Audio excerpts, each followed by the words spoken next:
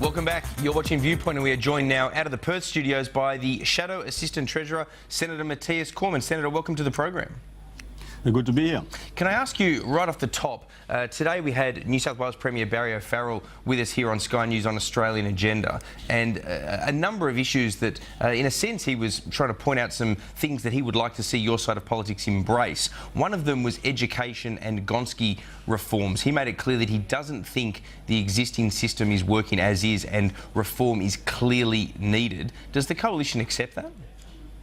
Well, let's just remind ourselves that in this budget last week, the Labor Party has cut funding for schools by $326 million.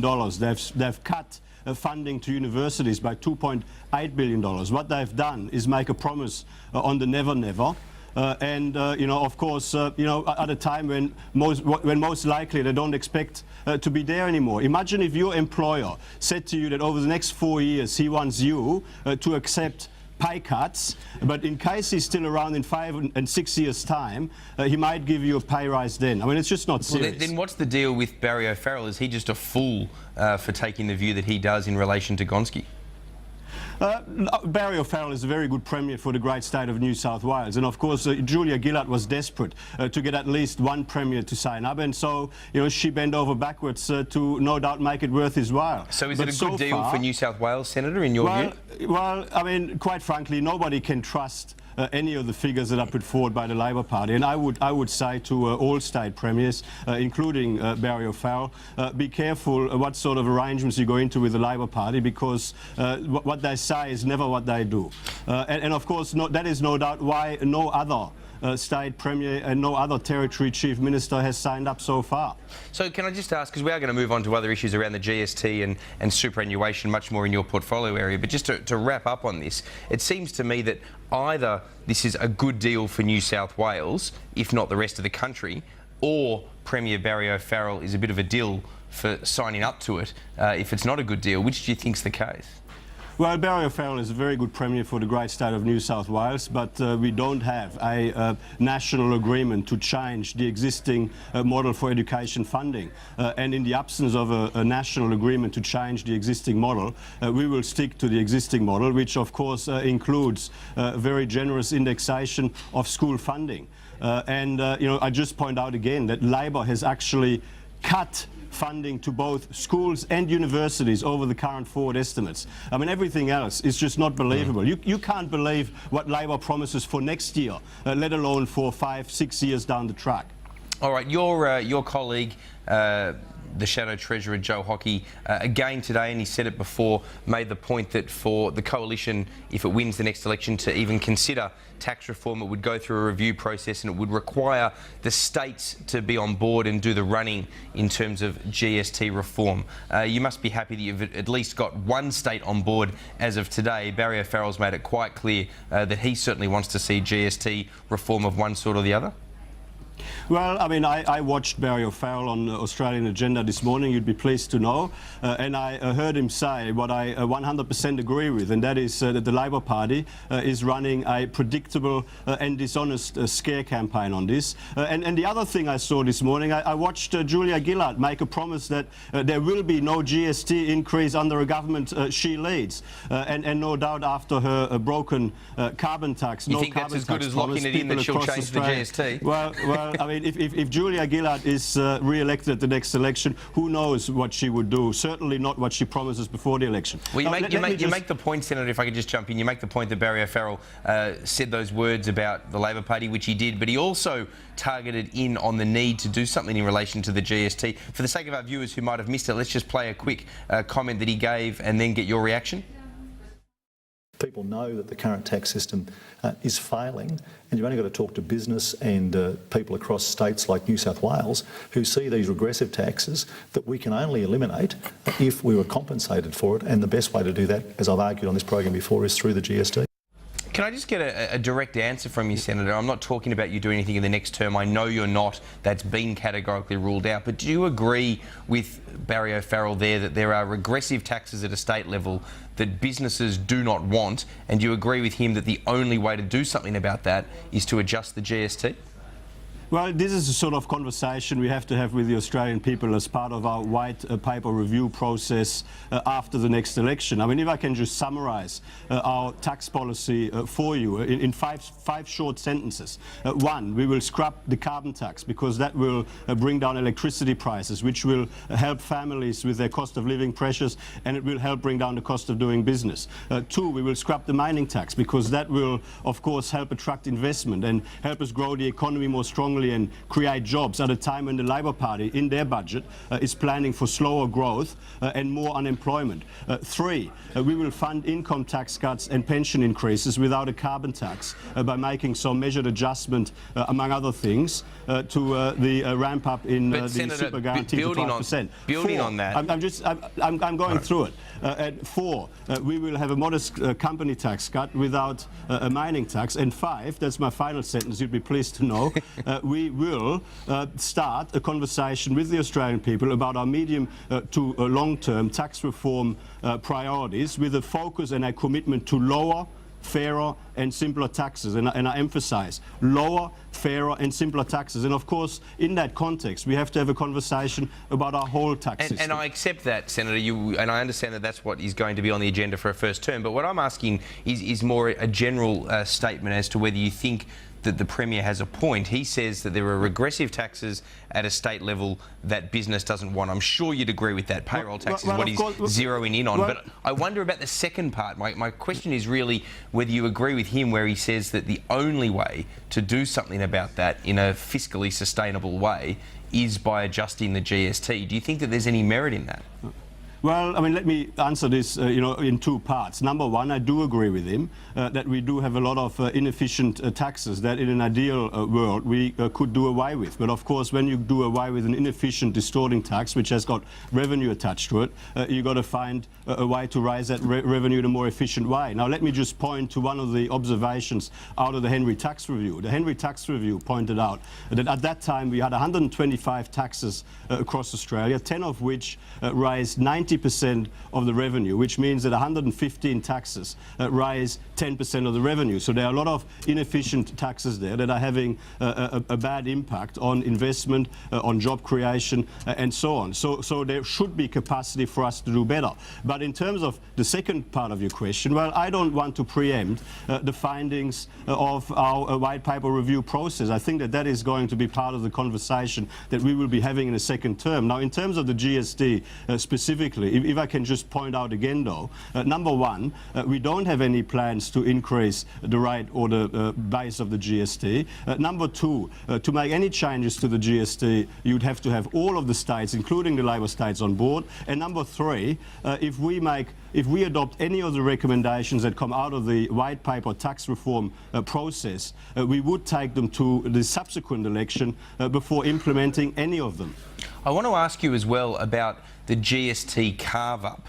We've got some footage of what Barry O'Farrell said about that. This is the fact that Tony Abbott has told West Australians, and indeed Colin Barnett in a private conversation, that he thinks that something has to be done about the poor return of GST revenue that WA gets. He's also assured, Tony Abbott that is, he's assured Tasmania and he's assured South Australia that they will not be worse off as a result of any compensation of better GST return to Western Australia. And when I spoke to Tony Abbott, he intimated on Australian Agenda just a few weeks ago that it would be New South Wales, Queensland and Victoria that he would expect to shoulder any adjustments in this. Now, Premier Barry O'Farrell was very clear this morning that he has no interest in New South Wales being part of the mix. Let's just have a listen. Well, clearly, I'm not going to support New South Wales getting a lesser share of the GST. We already get shortchanged by the Commonwealth Government. So where does that leave your plans to try to do something in the GST carve-up for your home state of Western Australia? You can't touch Tassie, you can't touch South Australia. Clearly, unless you want to get into a real fight with the New South Wales Premier, you can't touch New South Wales. Is it Queensland and Victoria that's left to shoulder the burden? Peter, I mean, I think we've had this conversation many times before, and I'm going to tell you today what I've told you before, and that is that, we of course are committed to a GST sharing arrangement which is fair and which is transparent.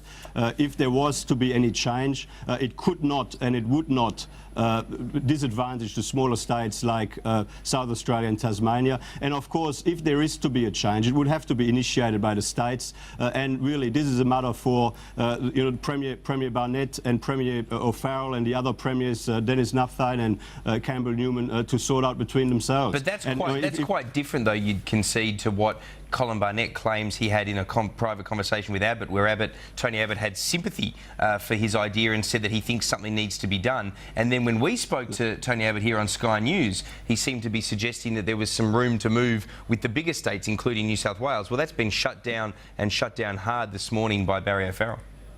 Look, I let Colin Barnett and Barry O'Farrell explain themselves. Our position is very clear. We think that the GST sharing arrangements ought to be fair and transparent. We don't think that, well, we would not support any change that would disadvantage the smaller states like South Australia and Tasmania. And beyond that, it's really a matter for the states to come to the Commonwealth and tell us what adjustments can sensibly be made. Clearly, just as one final question on the GST before we move on to superannuation, clearly the government is looking to try to turn this into a GST election. That's pretty obvious. They want to mount a scare campaign. We've seen it work before in '93. It almost worked for Kim Beazley in 1998 against John Howard. My question for you is simply this. Is there no chance that your side of politics will buckle to that pressure? You're going to keep the ability to at least consider the GST reform, which I think is a good thing, by the way, on the agenda for a first term in government, in order to perhaps take it to a second term for a mandate?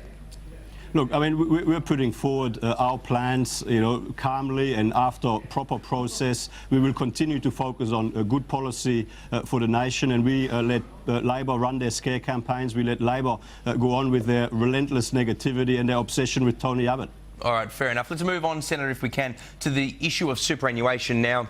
Your side, for fiscal reasons, have looked to defer by, I think, 2 years the increase or the partial increase in superannuation that the government are proposing. The simple fact is this, isn't it, that it will leave, as government ministers are saying, some people worse off to the tune of tens of thousands of dollars on average through the life cycle of their superannuation by having those 2 years less of super accrual at the rate that the government wants to go down? Look, I mean, Labor ministers yesterday were out there hyperventilating. I mean, instead of trying to sell their budget or their fiscal track record, they were out there attacking our sensible proposal for a measured change to deal with the budget emergency that Wayne Swan has created in the first place. I mean, all we're proposing to do is to delay the full ramp up to the 12% in compulsory super to 2021 instead of 2019. Now that helps us fund income tax cuts and pension increases without a carbon tax. And of course, scrapping the carbon tax is good for families, is good for business. But even beyond that, slowing down the ramp up in compulsory super to 12%, Bill Shorten in the past has argued that that increase will come out of wages. Well, to the extent it comes out of wages, it leaves people with more money pre-retirement, which they can use now to pay their mortgage, to pay their electricity bills, or to save if that's what they choose.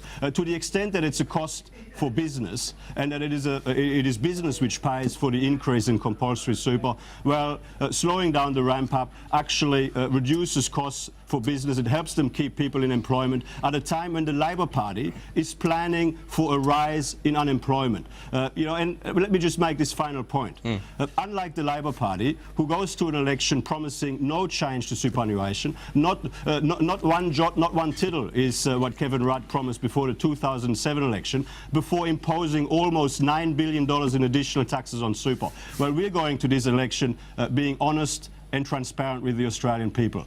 No surprises, no excuses. That's what our commitment is to people across Australia. But Senator, you'd have to concede, wouldn't you, that you personally, as having carriage of superannuation, have been all over the place in the last 12 months on this issue. Initially, you were telling us that there's no way that the coalition would support upping the superannuation amount. Then you moved to support it. Now we know from Tony Abbott's budget and reply speech that in fact you're now deferring it by 2 years. There's been a lot of flip-flopping on the issue of superannuation.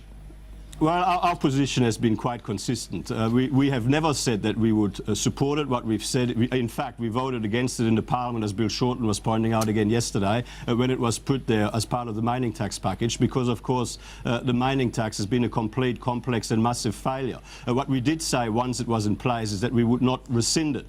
Now, we're not rescinding it. What we're doing is we are essentially slowing down by just 2 years the ramp up to the full 12%. So was that always on the card for your side, or was that just something that's come up in the recent revelations of where the budget's at? Is that that 2-year deferral, was that always sitting there behind the scenes as part of your preparations through the ERC, or is it a recent phenomenon? Well, Peter, I mean, obviously, as the budget position has continued to deteriorate under Labor by $55 billion, by nearly $55 billion over the last 2 financial years, compared to what we were promised initially the budget outcome would be for 2011-12 and 2012-13, the position has actually deteriorated by $55 billion. So obviously, as the budget position continues to deteriorate, as we now are looking at $220 billion worth of accumulated deficits under Labor, as Labor is taking us past $300 billion worth of gross debt, obviously we've got to make judgments on how to deal with that and how to fund some of the promises that we've made. Now, we think that it is important for us to scrap the carbon tax, because that will help reduce electricity prices, it will help families, it will help business. So in order for us to fund that, we've laid out very clearly that by phasing in the increase in compulsory super to 12% by 2021 instead of 2019, we'll be able to fund that. So, I mean, again, we're open and transparent, we're explaining it, and at the end of the day, people will be able to form a judgment in good time before the next election. And how do you think that low-income earners will form a judgment? Because you are scrapping the low-income offset in relation to superannuation, which basically makes it harder for people on more minimal incomes to be able to save for their retirement.